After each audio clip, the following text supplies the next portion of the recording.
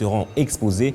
Quelle importance représente cet ouvrage aux yeux des Congolais? Pour en parler, j'ai sur ce plateau justement Pierre-Célestin Kabala Mwanamboui, ancien directeur général adjoint de la radio-télévision nationale congolaise et secrétaire général et trésorier de l'Union des journalistes sportifs africains, UJSA en sigle. Monsieur Kabala Mwanamboui, bonjour. Bonjour, cher ami. Alors, vous avez un projet de construction d'un musée sportif.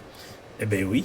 Mais avant de répondre à cette question, quel rôle peut jouer exactement un musée dans un pays comme la RDC? Il y a une célèbre phrase qui dit qu'un peuple sans histoire est un peuple sans mémoire, un peuple mort. Et nous sommes inspirés de ce maxime pour dire qu'un peuple sans mémoire est un peuple sans histoire. Ce que cela nous inspire, c'est que la mémoire humaine est faillible à un temps, mais qu'il faut prendre cette mémoire et la placer dans les moyens modernes, de numérique par exemple, pour pérenniser l'histoire de ces pays, les traditions de ces pays, les coutumes de ces pays et même ses arts et cultures. C'est tous les sens que nous donnons à une telle initiative et nous saluons l'inauguration par le chef de l'État de ce musée national. Alors, le projet consiste à la création d'un musée sportif. Est-ce que la RDC est un pays sportif comme le Brésil, par exemple, avec tout le trophée, toutes les Coupes du Monde gagnées? Le Brésil, c'est tout à fait normal que le Brésil puisse avoir un musée sportif. La RDC, est-ce que c'est vraiment important qu'on puisse avoir aussi un musée sportif? Ah ben, bien sûr. La RDC a une histoire du sport. Je vous dis que cette année, nous avons totalisé 100 ans de sport en République démocratique du Congo. C'est toute une histoire. 100 ans. 100 ans. Okay. Et pour remonter cela, c'est pas facile. C'est pas la mémoire humaine qui peut le faire. Il faut qu'il y ait des archives. Il faut qu'il y ait de moyens de conservation. Et ce moyen, nous ne pouvons le trouver que dans un cadre approprié. Et ce cadre, c'est justement un musée comme nous l'avons maintenant sur le plan général, mais nous, c'est un musée spécialisé qui est accouplé d'un centre de documentation et d'information pour les sportifs, non seulement de la RDC, mais aussi de toute la région d'Afrique centrale.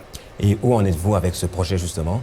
Nous sommes heureux de l'apprendre. Je crois que cette année, la ligne de crédit destinée à la construction de ces centres sur la hauteur du village de Bolingo, à quelques centaines de mètres de la station terrienne de Lancélé, eh bien, nous avons appris que la ligne de crédit a été acceptée et que l'année prochaine, nous pourrons avoir le bonheur de commencer les travaux de construction de ces centres qui sera à la fois musée, centre de documentation d'information et musée du sport.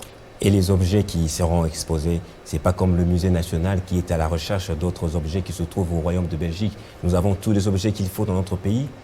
Savez-vous, cher ami, que le sport a été pratiqué dans les milieux ancestraux avec ce que nous avions comme lance, comme javelot, comme corde, et tout cela était différent de ce qui est fait d'une manière moderne. Et il faut que les anciens nous ramènent tous ces objets-là, qui ont servi à la préparation physique de nos ancêtres. Et il y a eu aussi des dessins concernant, par exemple, la chasse de gibier. Et tout cela, ça fait partie, n'est-ce pas, de notre patrimoine. Ce n'est pas au Royaume de Belgique où vous irez récupérer les objets, mais ce sera plutôt dans des provinces où vous irez demander je sais pas, je dirais plutôt aux anciens de pouvoir vous donner les anciens outils sportifs utilisés dans le passé. Exactement. Nous allons commencer d'abord par la RDC. Vous savez que quand le football a été introduit dans notre pays, c'est pas avec les bottines comme nous les avons maintenant. Et nous avions même des bottines en bois, s'il vous plaît, avec des crampons en bois. On les appelait les godjo. Et puis les gens ont commencé à jouer pieds nus. Et ensuite, ils ont pris avec des bandes qui enroulaient les pieds. Et tout cela, c'est des archives. Il faut que les gens reconstituent la mémoire du sport en République démocratique du Congo. Et quand ils jouaient dans le passé, le sifflet était en bois. Il était tout gros. Et il faut reconstituer tout cela. Et quand on faisait le javelot, c'était pas le javelot comme c'était des bambous de Chine qu'on utilisait comme javelot. Tout cela sont des éléments historiques que nous devons reconstituer et mettre dans un musée. En dehors du gouvernement congolais, vous avez d'autres partenaires? Les partenaires sont bien disponibles. Ils ont dit « aide-toi et le ciel t'aidera ». Donc il faut que ça commence par nous. Ça dit par le gouvernement. Voilà. D'accord.